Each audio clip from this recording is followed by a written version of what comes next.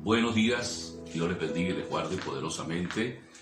Es un honor, es un gozo poder compartir con ustedes en esta hermosa mañana la palabra del Señor. Quiero que abramos nuestras Biblias en el libro de Génesis, capítulo 37. Libro de Génesis, capítulo 37, nos habla de la historia de una familia. Estos días hemos estado hablando de pecados de familia.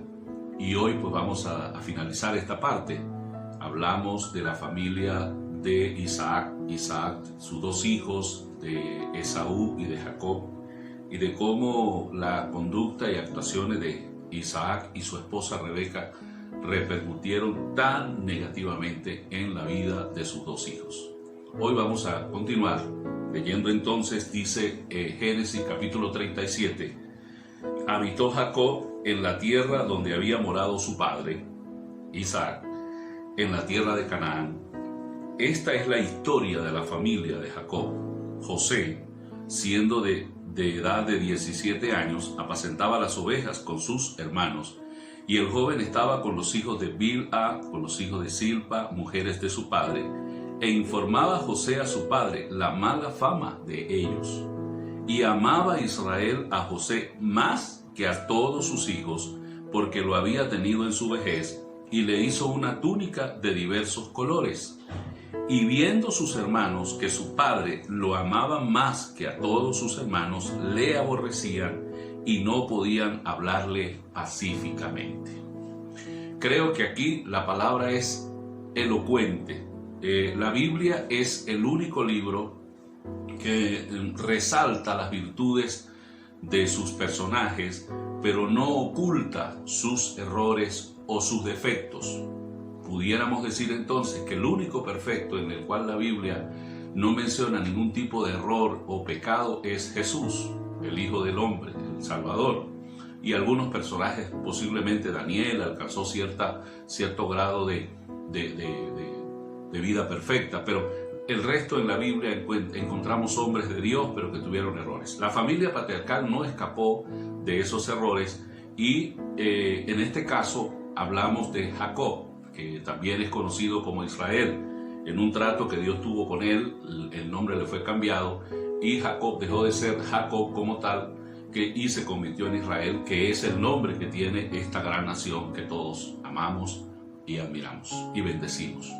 Ahora bien, me quiero centrar en esta mañana en estos versículos que acabo de compartir con ustedes. La historia de una familia no es una gran historia. Sin embargo, quiero aclarar que Dios tenía un propósito con Jacob y Dios obraría ese plan, ese propósito, y lo ejecutó como Dios lo sabe hacer. Sin embargo, los hombres podemos entorpecer. Con nuestras conductas, con nuestras actitudes podemos dañar, perturbar, entorpecer los planes que Dios tiene para nosotros. Y eso fue precisamente lo que pasó en este caso. Dice la Biblia, ¿verdad?, que Jacob entró en un proceso, tenía 12 hijos, e inevitablemente, no sabemos si conscientemente, dice la Sagrada Escritura, que su hijo menor, llamado José, lo amaba más que a todos sus hermanos. Es decir, los 12 hermanos, el resto de los 11 hermanos eran o fueron los futuros patriarcas, los fundadores de las 12 tribus que conformaron a la nación israelita. O sea, no estamos hablando de cualquier familia, estamos hablando de una familia que sería la simiente santa de una nación. Sin embargo, recalco, tuvieron errores, que ojalá que nosotros en la gracia no los repitamos, ¿ok? Dios obró sus planes, los obró, pero ¿cuánto sufrimiento hubo? Vamos a ver rapidito. Dice la palabra de Dios que literalmente dice que Jacob amaba más a José que a todos sus hermanos. Es muy clara la palabra con eso. Y es triste que una persona, y la razón era esta, lo amaba más porque lo había tenido en la vejez.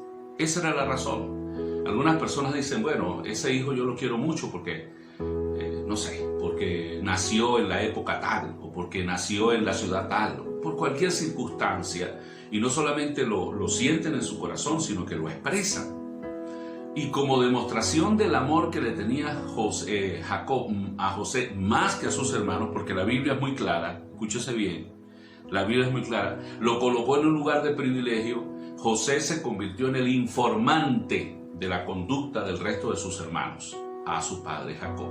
En otras palabras, lo constituyó en un soplón, en una persona que tenía que informarle. Esto fue, número uno, las declaraciones de Jacob: ese es mi hijo, yo lo quiero. Número dos, lo colocó en un lugar de privilegio, siendo el menor de todos. Lo colocó prácticamente como el vigilante de sus hermanos, y él le daba información sobre la conducta de ellos. Ellos lo sabían. Segundo, dice la Biblia que le fabricó o le hizo una túnica de colores. Algunos teólogos dicen que ya Jacob estaba sintiendo y le había sido revelado el futuro de lo que sería José. José, recuerden, más adelante llegaría a ser el gobernador de Egipto, un hombre muy importante, y que sería el salvador de su nación, de sus hermanos. Está bien, pero ahí es donde estamos hablando del propósito de Dios. Pero el hecho de haberle fabricado o elaborado esa túnica de colores, a diferenciarlo del resto de sus hermanos, eso causó mayor malestar en sus hermanos. Dice que le aborrecían y no le hablaban pacíficamente. Todo comenzó allí. La envidia, el rencor, las divisiones entre los hermanos se debió lamentablemente al hecho de que el padre, el papá de la casa, consciente o inconscientemente manifestaba que tenía amor hacia ese hijo más que a los demás. Le mandó a hacer esa túnica de colores. Es como hoy nosotros posiblemente no la hagamos, pero es como si yo tengo 2 o 3 hijos y al hijo predilecto, al hijo que yo amo más, entre comillas, le compro los mejores zapatos, le compro la mejor ropa, la mejor marca, y a los demás los arreglo sencillamente. Eso va a crear un malestar, eso va a crear esa división y ese rencor y esa envidia. Fíjese usted cómo entonces nosotros los padres podemos convertirnos en los promotores de la división, del rencor, de la rabia, y escuche bien, hasta del odio a muerte. Dice lamentablemente que sus hermanos, viendo sus hermanos que su padre lo amaba más que a todos, le aborrecían y no podían hablarle pacíficamente. Eso no se quedó allí. La historia es triste. Aquí en el capítulo 37 del libro de Génesis dice que sus hermanos buscaron la ocasión para tratar de matarle.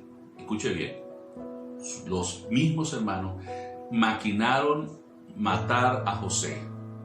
Alguno de ellos intercedió, creo que fue Judá, intercedió, no fue asesinado, no lo mataron, pero lo vendieron a una caravana de ismaelitas, es decir, de árabes que iba a Egipto. José fue desterrado, fue sacado violentamente de los brazos de su padre. Y no solamente eso, la Biblia dice que se inventaron una mentira y mataron un animal, la sangre, la ropa de José, y llegaron a la casa de Jacob, del padre, y le dijeron: Jacob, papá, José ha muerto, una bestia lo devoró. Y la Biblia dice que Jacob lloró amargamente la muerte de sus hijos durante años, y esa mentira se mantuvo lamentablemente por años, hasta que José tuvo un reencuentro con sus hermanos. La historia esa lo cuenta y usted la puede leer. Entonces estos detalles que algunos llaman de diferencias tan pequeñas en el hogar, donde se hacen acepción de personas, donde unos hijos son privilegiados y otros no, donde a unos se corrigen y a otros no, donde se procede con justicia en unos y en otros no, donde hay lamentablemente algo así como un ensañamiento contra alguno de ellos por alguna circunstancia. Esto trae daños irreparables. Mira la tragedia. Los mismos hermanos odiaron a muerte a su propio hermano y ejecutaron un plan macabro, un plan malévolo. Inventaron una gran mentira de que una bestia lo había matado, y era una mentira porque José estaba vivo, fue vendido siendo apenas de 17 años.